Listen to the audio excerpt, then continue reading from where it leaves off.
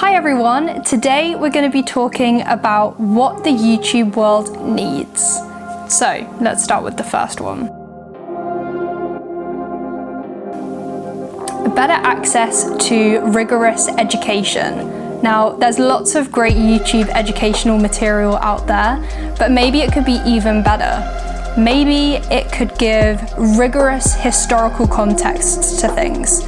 We need to understand the foundations of things before we start learning and memorizing facts. Number 2, tools for collaboration. In this world, we're more isolated than ever. So how about tools that enable us to work with one another? We all watch videos on YouTube, but then what happens? We all go our separate ways, maybe we leave a comment or a like, but then what happens next? Do they go to a Reddit forum? What about if they want to keep talking about the video, but they don't really know how to continue that dialogue?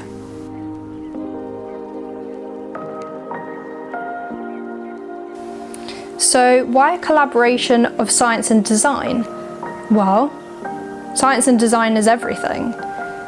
Science is the foundations to our world, whereas design is a representation of that, and it's what we see. Science forms the first ideas and then the abstractions of them that then go on to become the technology that drives our society and which we see around us in the designs. And of course, in order to drive any significant progress, you need a collaboration. None of us work alone. And the biggest revolutions in science took place between Einstein and his collaborators, between James Watson and Francis Crick, between Marie Curie and her husband. The couple who formed the first fully molded plastic chair.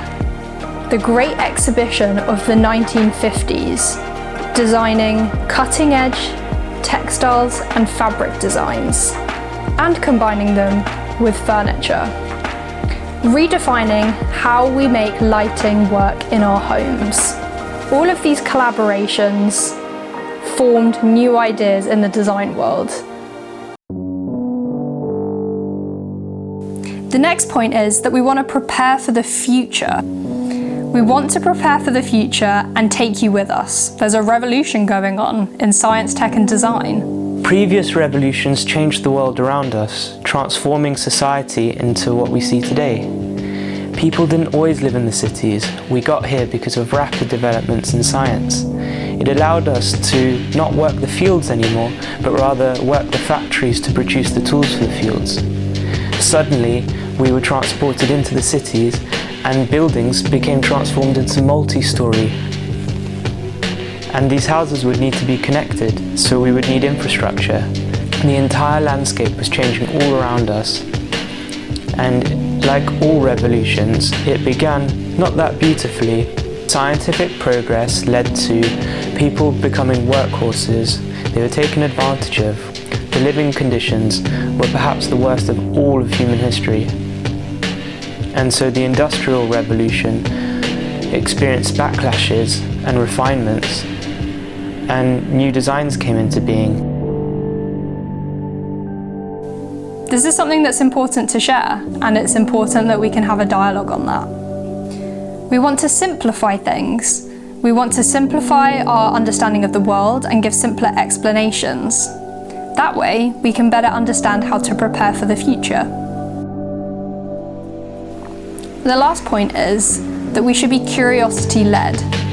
We want to drive the revolution through your curiosity. We should be encouraging new ideas and for people to be thinking outside the box. I want to understand why paint has its colours, how we can create new colours, how can plastic be moulded into all these various forms. Science is the foundation to all of this, and by unlocking it we can understand and create the next revolution. So we want to enter a curiosity-driven collaboration with you, our audience.